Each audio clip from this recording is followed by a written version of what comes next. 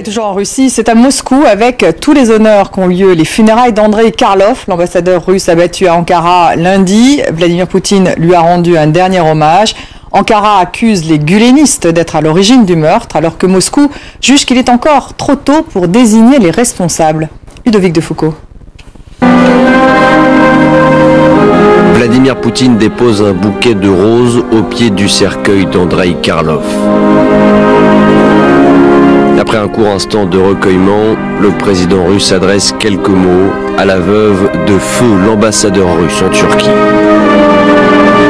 Une veillée qui se déroule dans un haut lieu du pouvoir au ministère des Affaires étrangères à Moscou, en présence du président, de son premier ministre Dmitri Medvedev et du chef de la diplomatie Sergueï Lavrov.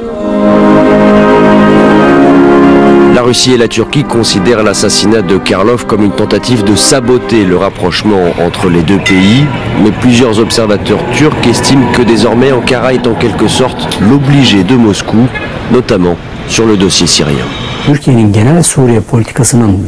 L'assassinat de l'ambassadeur est à même de pousser la Turquie à changer d'attitude sur la question syrienne.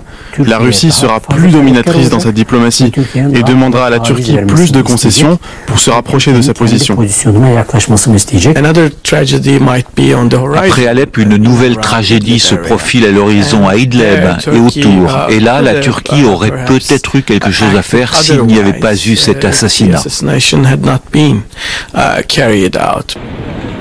La Turquie accuse Fethullah Gülen, l'opposant exilé aux États-Unis, d'être derrière l'attentat. Ce dernier a publiquement réagi pour nier son implication. Le Kremlin a fait savoir qu'il était trop tôt pour désigner des coupables et a envoyé une équipe d'enquêteurs en Turquie.